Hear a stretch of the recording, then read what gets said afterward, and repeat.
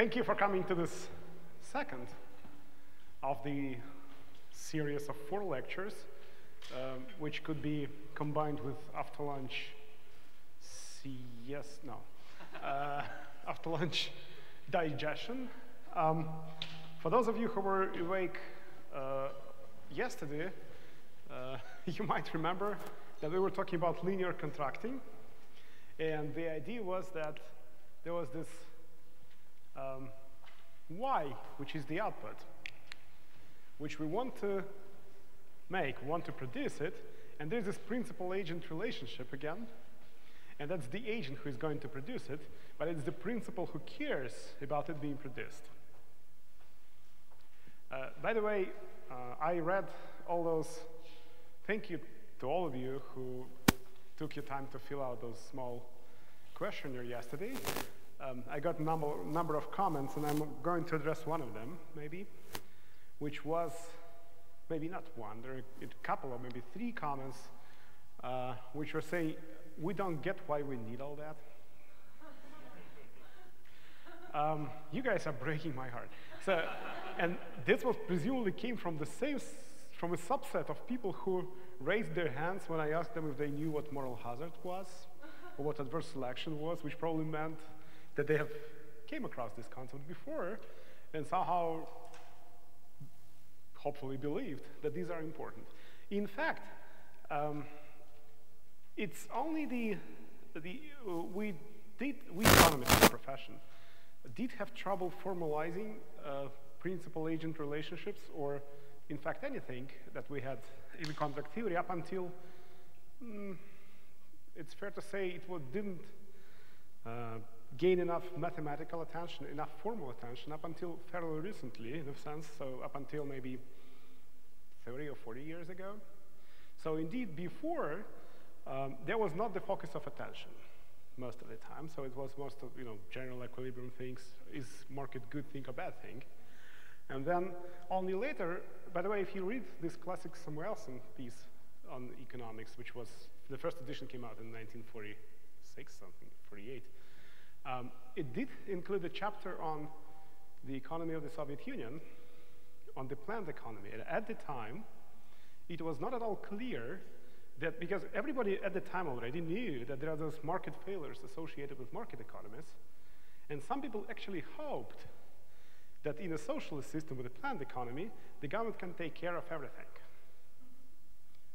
Russell, do you remember those times in the US where people... There are a lot of economists who were hoping socialism could solve the problems that capitalism could not. No wonder that socialist parties gained some momentum in Europe, at least not so much in the US, but that was this period of hope. And then, look what happened in the late 80s. The whole system started to disintegrate visibly. And since then, I believe that the role of institutions, the roles of incentives, which was about what I was talking yesterday and what I will be talking today, came to the front in the focus of economists' attention. And very quickly, did people realize that it's a very tricky task to align incentives. I'll be talking about that later today when Russell and I have this informal thing, which I take this opportunity to invite you to participate in, actively participate in. But basically, incentives came to the focus of economists' attention. I think Russell was already talking today a lot about that. So incentives, that's what we think about. And indeed, contract theory, at least the principal agent part of it, the first of the 3 bullet points that I emphasized yesterday, was all about incentive, or is all about incentives. Actually, the other 2 are as well. So the problem is how to make someone else do what I need. That is basically the main corpus of problems addressed by the principal agent theory.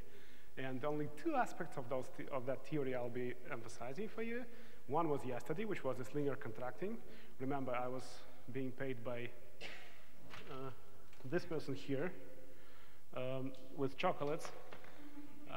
And that was because I was risk averse when it came to chocolates, that there was this problem. So she wanted to, A, incentivize me to provide very good contract theory classes, but B, also to insure me against unnecessary variation in my chocolate income, because I was risk-averse in chocolates. Today I'm going to switch gears a little bit and start talking about dollars, or rubles for that matter, I think. So currency, and as I mentioned yesterday, I'm pretty much risk neutral when it comes to currency, at least when it's in the range, which I can probably earn by giving a short course of lectures. So the insurance will be out of the table today, but we'll talk about something else. So this is one relief. By the way, if in this linear contracting thing, remember we had this y equal to a plus, this is yesterday's stuff. Today we're going to have something else. And then epsilon was noise.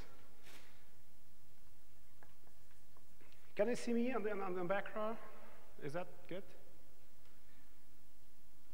Nobody cares there anyway.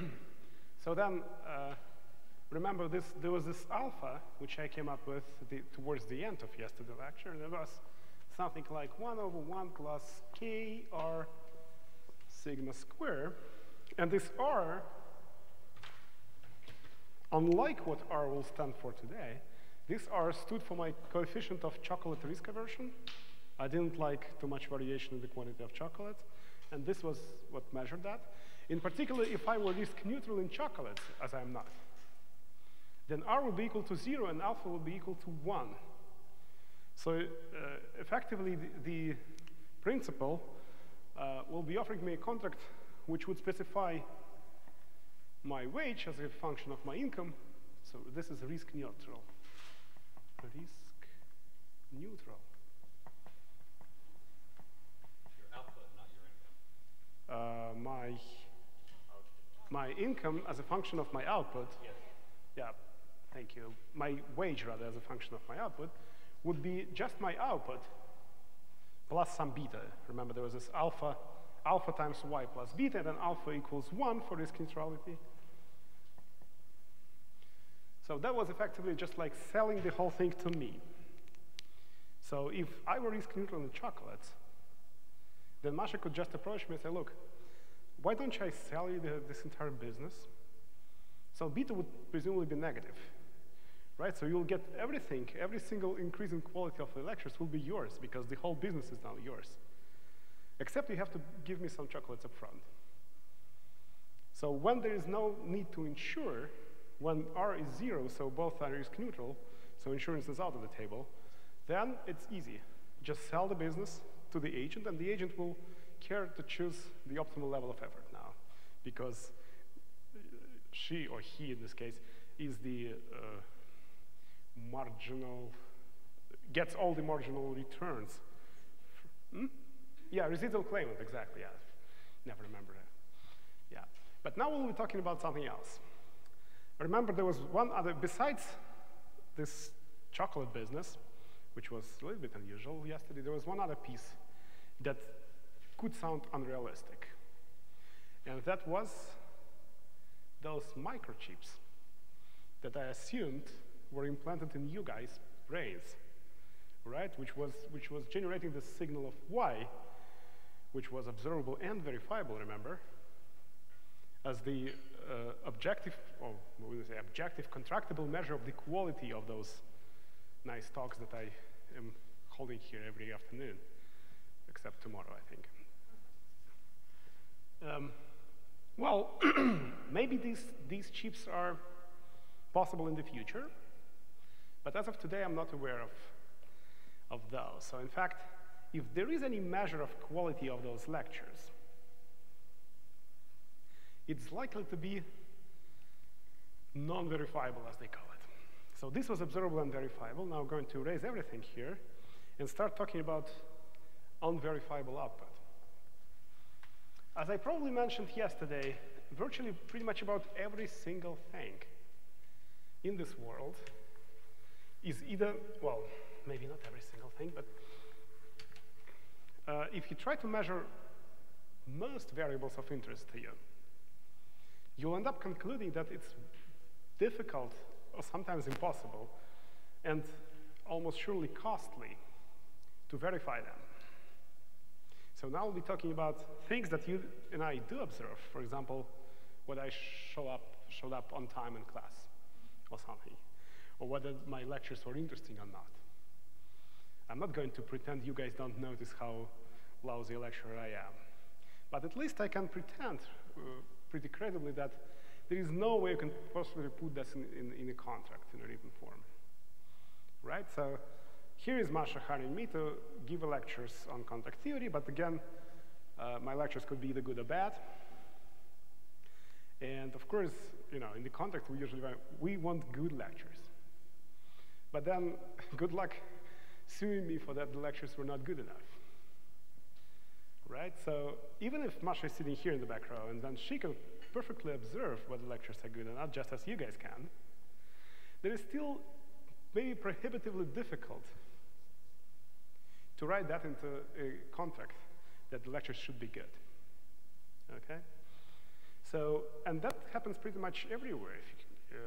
My own nasty experience with a company that I had the misfortune to insure my car at last year. I never made this mistake again. But last year, I insured my car. I bought this Casco, which is the car insurance. And then something minor happened to me.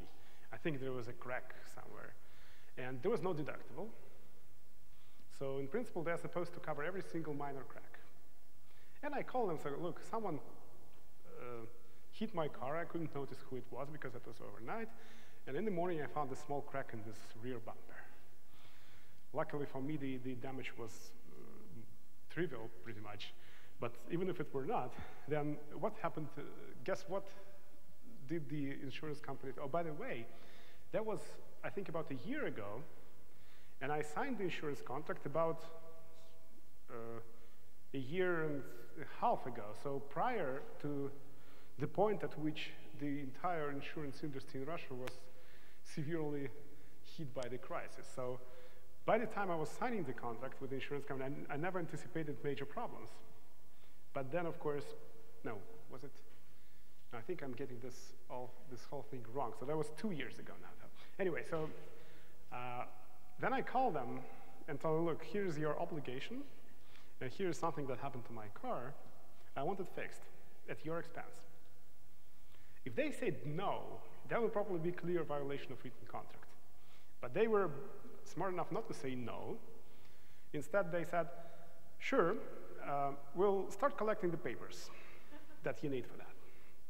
And as soon as all the papers go through, my supervisor, the agent, told me, so my supervisor has to sign every single financial paper there, and he's very busy. You can't imagine how busy he is. So I'll start doing that. I'll do all I can to have it fixed. And guess what? They did fix it about 3 months after I first called, and I had to call them first every week, then every half week, and at the end, every day, I had to call this guy. I was put on hold. I had to wait for like half an hour before I got connected and say, look, is it there? Is it there? So basically, both of us understood that that was not what we meant in the contract. Okay? I have since insured my car elsewhere, and nothing like that happened again. So it's probably the quality of the company, maybe. I can then privately tell you, those of you who are interested, I can privately tell you what that company was.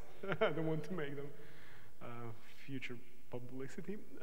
But anyway, so you probably get the idea. So both this guy and I understood pretty well that he is trying to make, to abuse the contract in a way that is not specified. So the contract specified that the company is supposed to fix it. What we didn't specify, of course, is how quickly it is supposed to fix it, right? And even if we had put that in, there would still be zillions, virtually zillions of ways to make sure something happens which we don't want to happen, which I don't want them to do, without formally breaking the contract. Now, if you get to think about that, pretty much every single contract you sign is what we call incomplete. That's a very important notion here. Incomplete contracts. Most of all contracts that we sign are incomplete. Some are more complete than others, admittedly, but there is no way you can possibly foresee every single contingency and prescribe exactly what to do. Sometimes you can transfer decision power. That's easier. So let's say, like, if there's this huge hurricane or something, if my entire, I don't know, house is destroyed, then the insurance company decides whether to rebuild it or provide me compensation or something.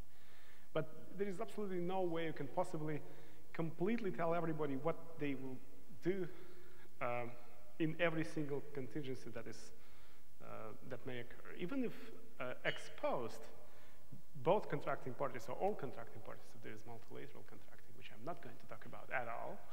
So good news for you guys, I'm only going to cover contracts between two parties. There will only be two guys in there. You can imagine how much worse it can only get if there are more than two contracting parties. But let's not go there. Contracts are not only incomplete, they sometimes can be deliberately incomplete, and I'll come to that later. But there's a difference between unverifiable signal and incomplete contract. And by incomplete contract, I mean variables that are observable but not verifiable. So that, I didn't talk about that yesterday. So yesterday I was talking about variable A, remember, my effort level, which was not only not verifiable, but also not observable by the other side.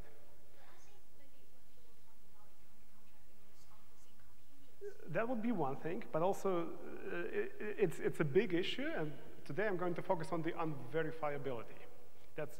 Thank you for clarifying that. So, indeed, today I'll not be talking about unforeseen contingencies. There will, in fact, be only two contingencies now, but they will be not verifiable. Again, consider these lectures. They can be either good or bad. Suppose, for simplicity, that the quality of today's lecture can only take two values, 1 or 0. So this output today, which is what matters for the principal, that's what the principal wants to be high, can be either high or low.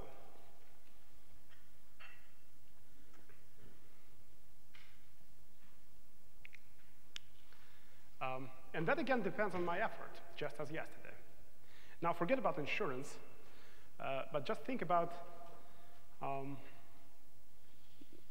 giving me right incentives to put more effort into Y. To put more effort into that, these lectures are rather good than bad. And if they only take two values, then there will be some uncertainty too. So let's assume that it takes high value with probability A and low value with probability 1 minus A. And where A, again, is my effort, still. My effort. Effort, is that the right way to spell the word effort? Hopefully. Again, it comes at a cost, just as yesterday. There's this cost of effort. Was K in the, it's up, what's up here, right? So it wasn't denominator. Still the same issue. To produce good lectures, or for this insurance company to produce speedy and reliable service to its customers requires some effort. In their case, it probably required some cash, which they were short in the middle of the crisis. But in any case, so that requires some private costs. I usually think about it as effort, but notice that it's not even E, it's actually A for action. So the action can be high or low. It can actually take any value, hopefully between 0 and 1, because I don't want probability to be higher than 1. But that can be taken care of by choosing the appropriate. So just think of the parameter K as being very high, so that all relevant levels of effort are between 0 and 1. Notice, by the way, that still, even if K is high, at very low levels of effort, very close to 0, the marginal cost of effort is low. Okay, so the marginal benefits of effort at very low levels of effort outweigh marginal cost. So we do want positive effort. We don't want too high effort, so that is taken care by with choosing appropriate values of K. But now, to make things, to switch again the gears from yesterday to today, this thing is observable but not verifiable.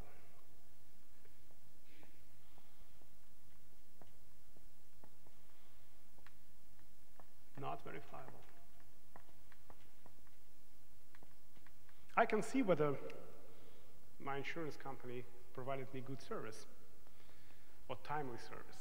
I saw whether they were good and nice treating me.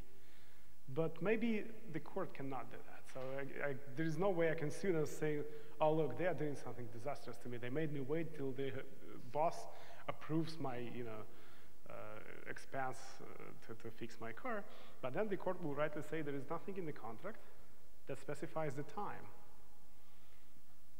And indeed, next year, I may be smarter than that. I may know better than that, and I will then say, look, why don't we specify the time at which you are supposed to react to my claim? Sometimes we do that. But then, again, there would be nowhere in the contract which would say that they are supposed to paint this bumper, the new bumper, the same color as the rest of my car. So they'll say, OK, we have this red bumpers now. And my car is blue, by the way. So do you want that? And we can do that on time. But if you want the appropriate blue bumper, then you have to wait, because we can do that for you exactly as written in the contract. We can do it timely, no problem. But then it will be red. OK, next year I can be still smarter than that and specify that there will be a correct color and everything. But it will probably take more years than I have left in my life to finally arrive at a contract which will specify every single thing that they can deliberately make wrong so as to avoid A, formally breaking the contract, and B, providing the service that I really want. Okay, so we both, they and I understand that it's equally expensive for them to get the blue and the red bumper, but again, if I forget to talk about that, they will deliberately choose to provide the wrong color, so as I say, no, I don't want that. I'm prepared to wait, but please give me the right one. That's exactly what they want. Okay, so they want to delay the service so as to not to run negative on cash flow, I hope. Anyway, so back to the agreement between Masha and me. She'll say, look, give me good lectures.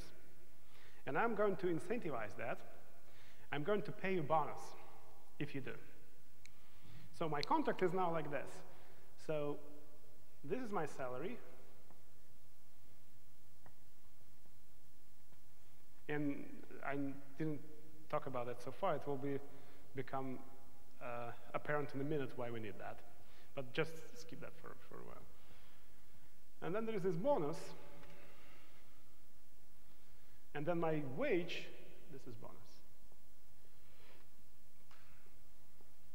And then my wage, as a function of y, is going to be s plus b times y. What is similar to what we had yesterday? We also had alpha y plus beta, so linear combination. But now y can only take two values, which is good. So this effectively means that if this lecture turns out to be good, or timely for that matter, then Masha promised to pay me bonus B, and also there's some baseline salary here. Well, so far so good. I'm motivated by that, by the way. So being risk neutral, I only care about expected income now. It's dollars, not chocolates. So what I'll be doing is, of course, I will be trying to say, so the probability, I have to choose my private effort, right? So I have to choose the effort that I put in preparing this wonderful lecture, which is the value of A. And how high effort am I going to choose? Well, with probability A, which is the level of my effort, the output is going to be high, in which case I'll be paid bonus. So on average, that will be B times A, right? Oh, I'm actually going to be paid S plus bonus times the probability of me receiving it, minus my private cost of effort. That's what I'm going to be optimizing if, and that's a big if,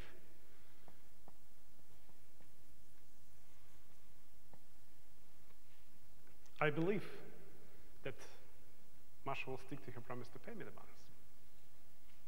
So if I believe her, and in a minute I'll specify why I do. You have probably already guessed why I do. Why do I? Okay, I'm coming to that. So if I believe the promise, I'm going to maximize that and choose A equal to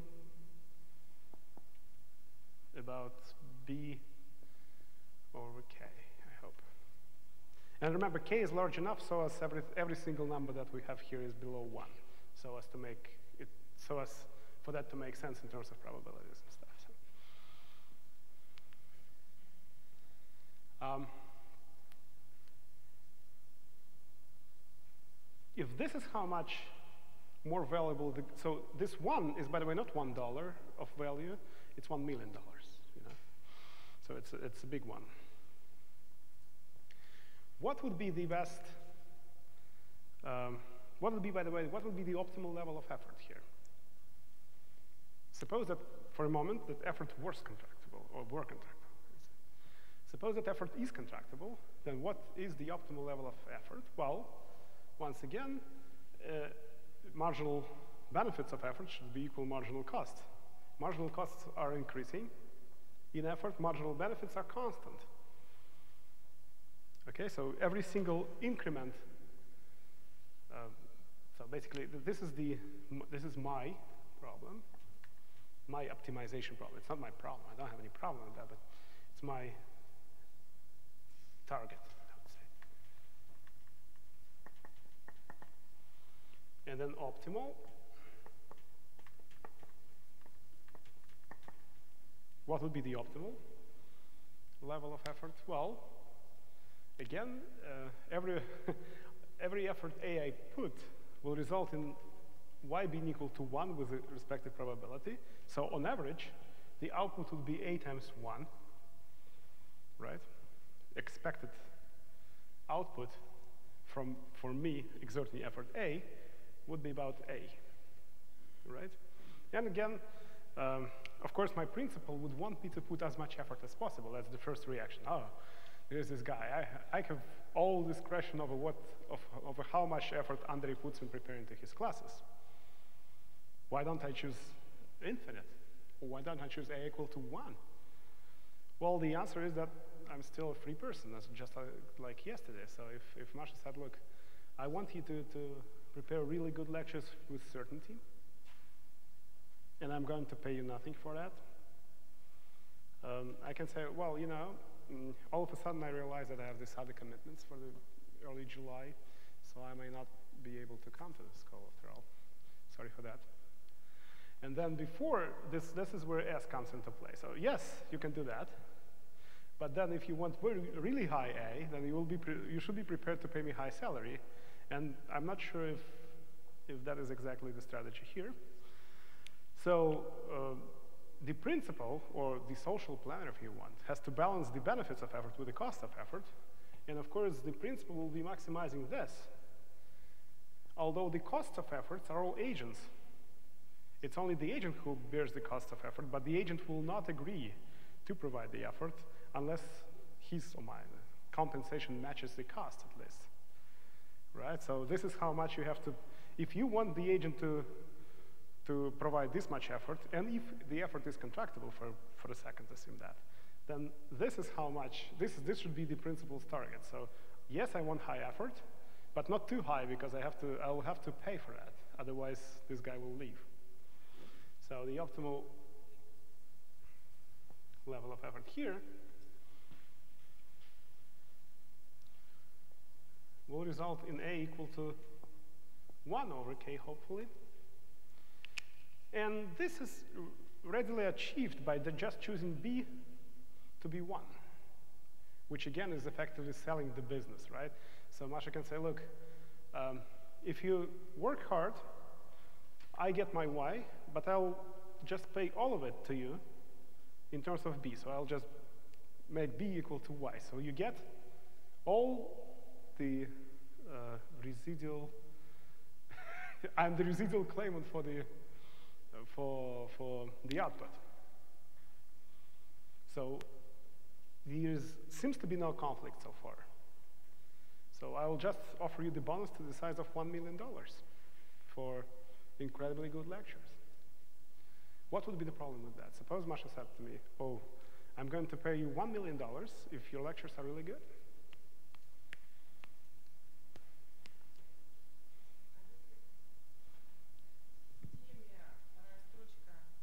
Это не система, это совокупность, если что-то, да. Это с вероятностью, ну, с нулевой вероятностью, да. Единица и... Нулевая вероятность. А в итоге? Ну какая, значит, будет всегда единица здесь. Всегда единица. Да, запросто можно... Sorry for that. By the way, before I continue, where is my book? No, anyway. I brought more books. Some of them, so this is a NAIC self-promotion, but this is hopefully the latest edition of lectures, which contain both what I was talking about yesterday and what I'm talking about today. It's in Russian though, sorry for that. It's available online as well, but feel free to browse it here, but please do not remove it because it's not my copy. It comes from the library, so even for my own printouts, I have to return them. There also are a couple of similar books by colleagues of mine with some problem sets on contract theory. If you're interested in that, feel free to use them as well. They're sitting here, sorry, in Russian again. There is one other problem set in English, but that's in beta, so we're still working on that. It might contain typos and stuff. And there is also this course reader, which comes from world superstars, such as Bengt Holmström, who also happens to be my advisor, and Bob Gibbons, who happened to have invented all of that stuff. Holmström invented what I was talking about yesterday. So one day, both of them decided to give a joint course in contract theory, and they also hired me as a TA. So this was exactly this principal agent problem. It's not the first time I'm working for someone.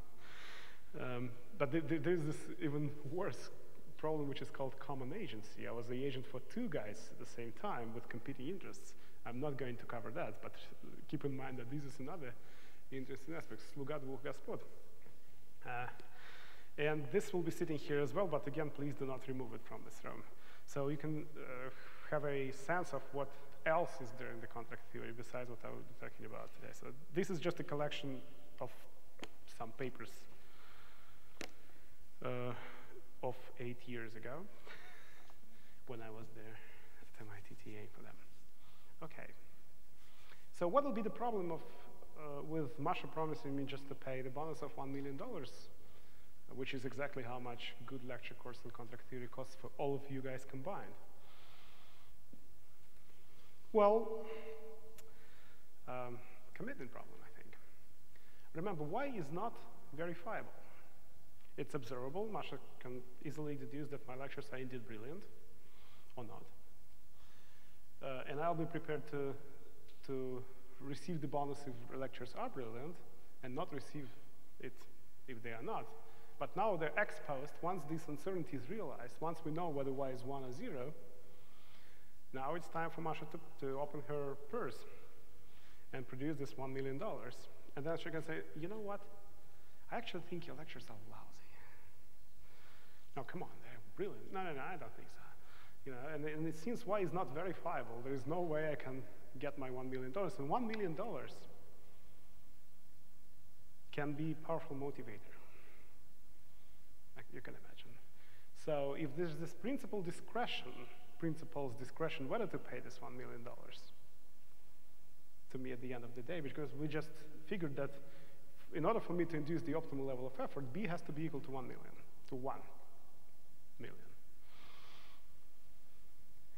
And then it's now the principal's commitment problem that creates the issue here, right? So it's not the agent who is reneging on his promise to produce something. It's now the principal who needs some powerful commitment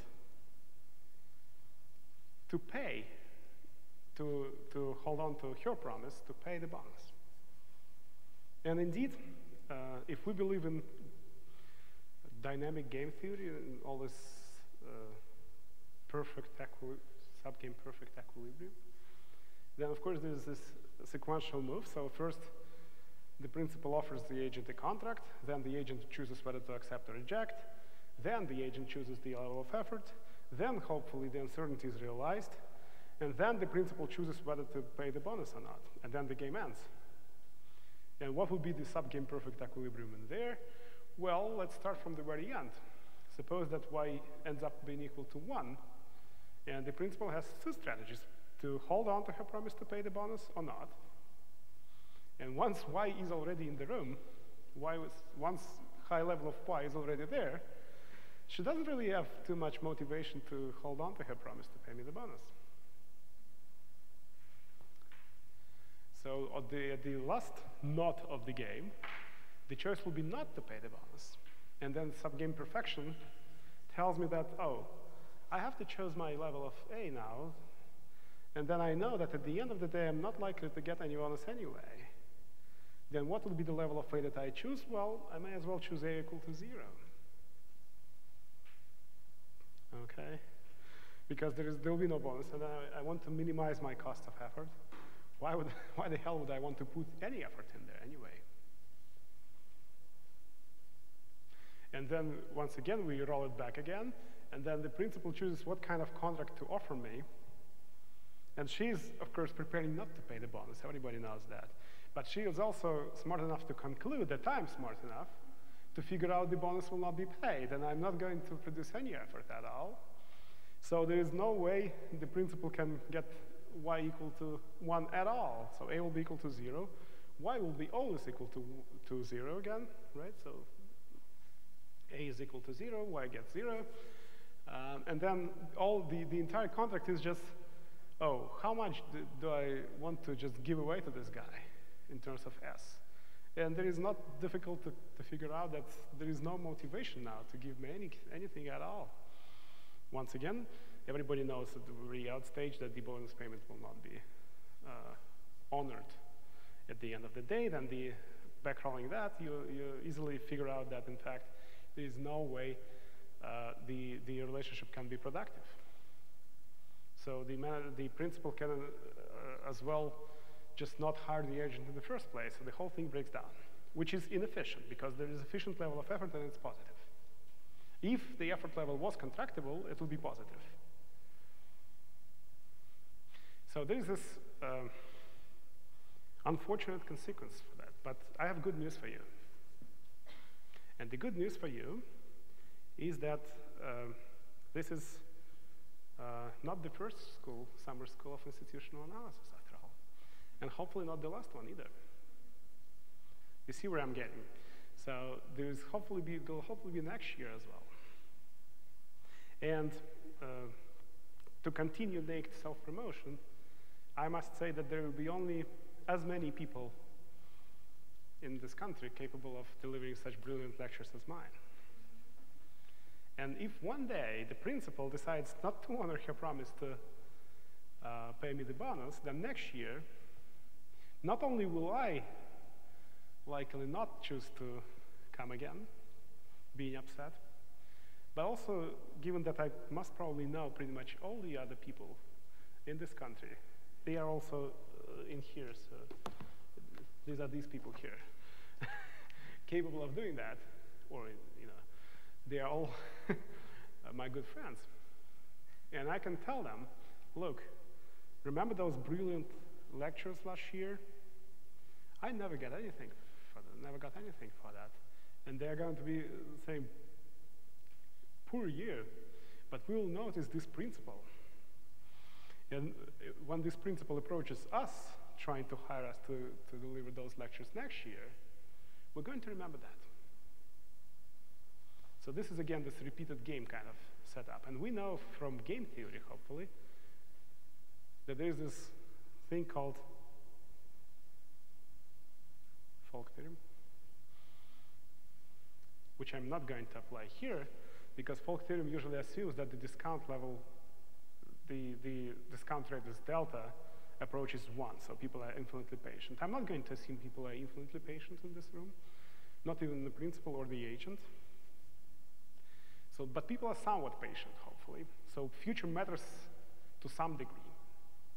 And again, all of us take chances, and the sad truth about the reality in our life on this planet is that none of us can be entirely sure that they'll be around next year.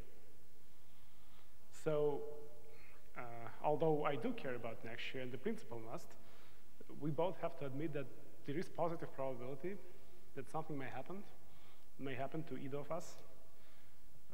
It could be anything, including not being able to run the school for any reason. So there is some discount. So there is some probability that the future will not come. So there is some probability that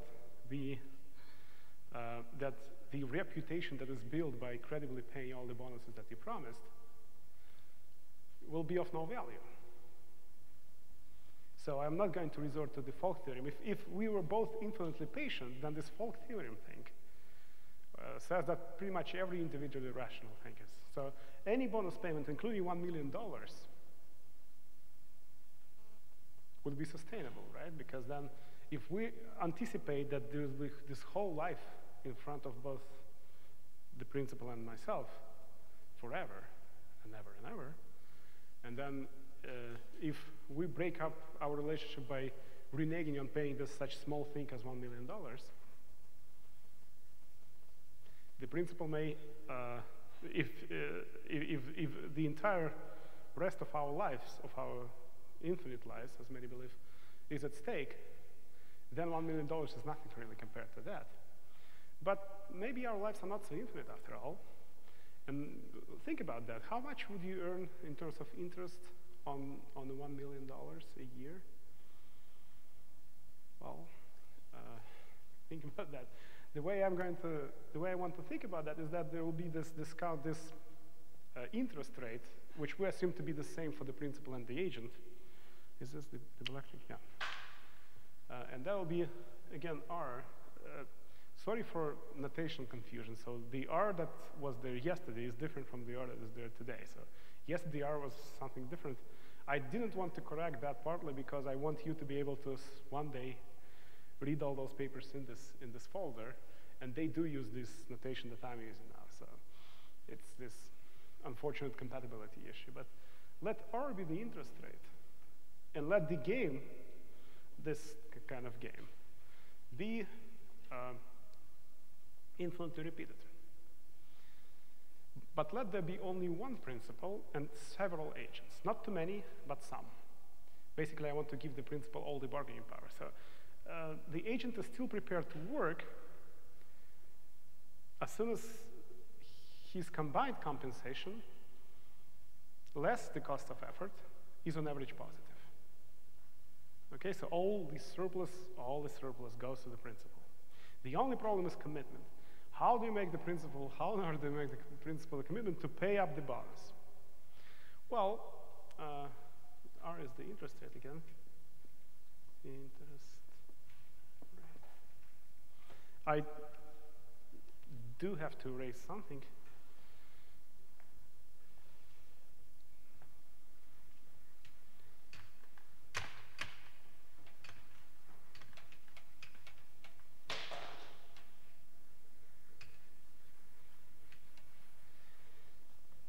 But I want to keep this. So the optimal bonus level is 1 million, but that might not be credible, which does not necessarily imply that no bonus is credible, as we're going to see shortly.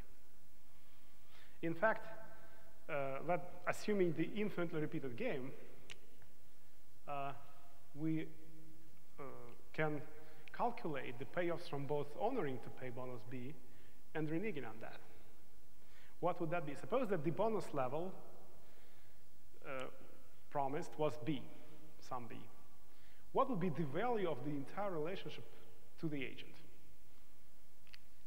How much would the agent care to sign the contract versus not? I just assume that all the bargaining power is at the principal's hands, so the agent will be just indifferent. And that will be regulated through salary. In fact, if bonus is positive, then salary is likely to be negative. Sounds like a little bit weird construction, but I believe that in Germany, some 200 years ago, you were supposed to pay for jobs, for positions, which will later be I remember seeing this documentary. No, it's not documentary. It's this movie about Bach, the composer, and he had trouble getting some jobs because he didn't have enough upfront, enough cash in his hand that was supposed to be offered to get that job.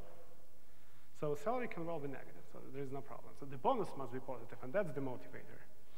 This S is more of redistribution of wealth between the principal and the agent. Okay, so shouldn't worry too much about that. So what will be the value of the relationship to the agent? That will be 0, as was just mentioned. What will be the value of the relationship for the principal? Depending on the size of the bonus. Well, if the principal offers bonus of size B, then what will be the value of that? Well, the agent will then, if the agent believes the bonus payment will be honored, he'll choose this level of effort, which will help to produce y equal to 1 with this probability, which on average, so the value of y will on average be this. With me so far? So that will be the value of the expected value of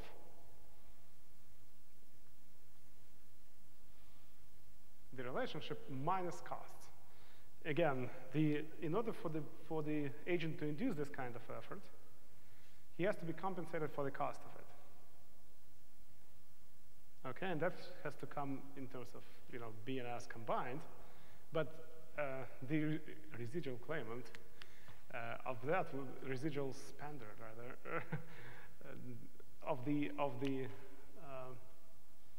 cost of effort will be the principal again, because the agent will be just indifferent between taking the job and not. So it will be the principal who will have to pay the agent enough to agree to take the job in the first place, and this enough must be enough to cover the cost of effort, which will be exactly ka squared over 2, where a is this. Okay, so that will be like hopefully b squared over 2k. Is that right? So for the principal, if the principal offers bonus payment b, then that's how much you will get in terms of the productive result of that, but that's how much you'll have to pay the agent in order to take the contract. Where is that maximized? At what level of b?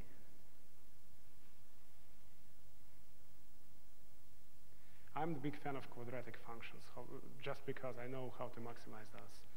I'm not sure how to maximize anything more difficult than that, but this achieves its maximum at b equal to get. Of course, that's exactly what we have here. The optimal level of effort comes from the optimal level of bonus. So if any level of bonus was credible, then the optimal would be b equal to $1 million.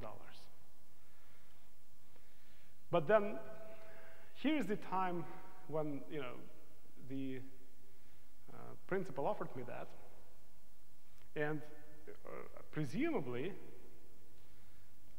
and that will be the, if I believe, that will be how much the principal will appropriate, how much the principal will put into her purse in her pocket at the end of the day.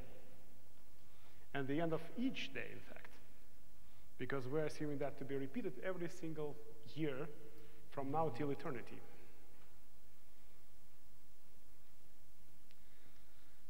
And then every single year, the principal will be getting that much, if her bonus payment is credible enough.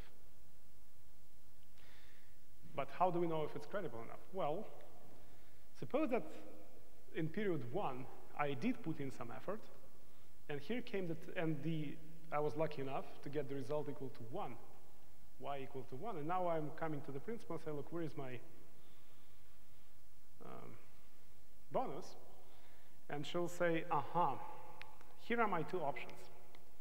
I can either indeed offer the bonus, honor my promise to pay it, and we both will, well, the agent will go home happy.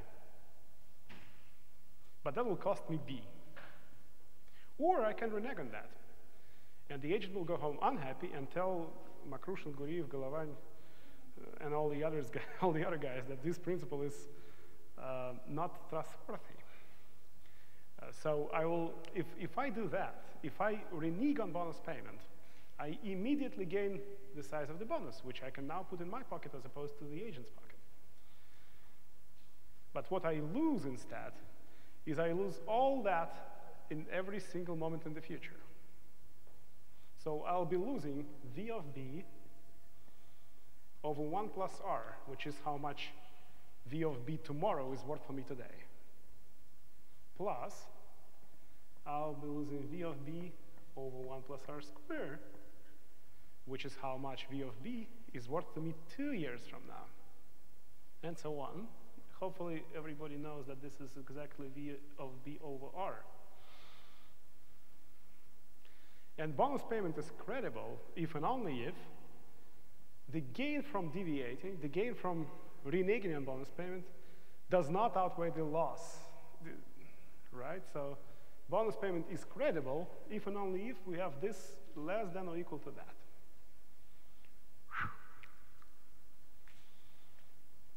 So the whole arrangement will work if and only if R times B, or R times B, is less than or equal to V of B. And now it's time to conclude with drawing one picture and looking at the options we have here.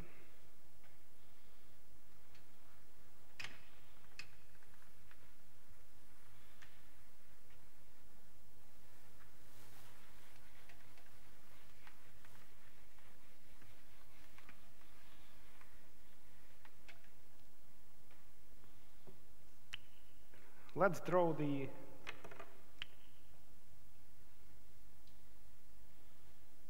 Is it visible? Is red visible? Hopefully. So this will be V of B as a function of B. And that's quadratic function like this. Okay? So if B is equal to 0, if you don't offer me any bonus, I'm not going to do anything, and the outcome will be 0. You don't have to pay for that either, but that will not be productive. And you don't want to offer too high a bonus because the costs of effort are quadratic and they are convex, so you don't want to shoot too high. This is the optimal bonus level, which we knew is equal to 1, right? But now, how does that constraint look like? Remember, only those bonuses are possible which meet this constraint. Because otherwise, I will not believe the promise to pay me the bonus in the first place. Okay? Well, that thing can be visualized as follows. So we should draw 3 lines here. This would be 1 line. This would be another line here. And the third line, something like here. Now call this R sub H times B. This will be R sub M times B. And this will be R sub L times B. And you can guess that these correspond to different levels of R. What is your intuition? What happened to the value of R over the last, say, 2 millennia since the Roman time? Is the interest rate now higher or lower than it was in ancient Rome? It's far lower. Yes. So the development of the, of the economics hopefully is going to the right way. So we're now going from here to here. And now we are prepared to learn why having lower interest rate is in fact better than having high interest rate. After all, you can think of, there's this, I don't know, a high price for gold good or bad? Well, it depends for whom. There is no definite answer for that. Would you want to, as a social planner, would you want to be price of gold to be high or low? Well, I have no idea. It better be the equilibrium price, which is the one at which the demand meets supply, because otherwise we have all sorts of inefficiencies. But other than that, I don't have any particular idea of whether I want it high or low. I want the interest rate, though, which is the price of money. That I want to be low, and here's why. I hope you see why. If the interest rate is very low, just as here, what would be the bonus that the principal will choose if R equals to RL? Yeah, so the principal will choose, so everything that is above this line is feasible, right? So if pretty much all the meaningful points on the curve are this. I have this black thing. So I want to choose, as long as B is below 1, I want to choose higher B, because then V of B will be higher. So the relationships will be more productive for the principal, and the agent will not care. The agent is just indifferent to all this. So the principal is just like the social planner here, right? Because the agent doesn't care. So I want as high B as possible, provided that's below 1. And wow, that's possible. If the interest rate is low enough, if both Masha and I are infinitely patient, or very, very, very patient, then I know that I can trust her to give me this $1 million after all, because I know that she faces this constraint here, and she will not renege on that, and I'll put all my efforts in my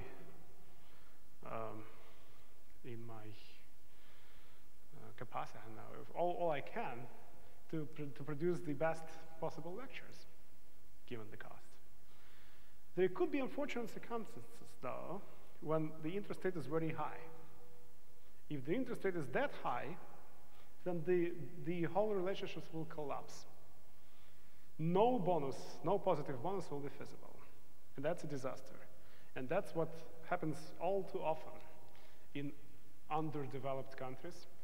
There are profitable opportunities, but if they involve something that is observable but not verifiable, something to be repaid in the future, and if we know that both of us will get killed with probability 1/2 within a year from now, hopefully there are no countries where probability is that high, but if you trade crack on Chicago streets, you might know that it's kind of, you have serious chances of being killed within the next year.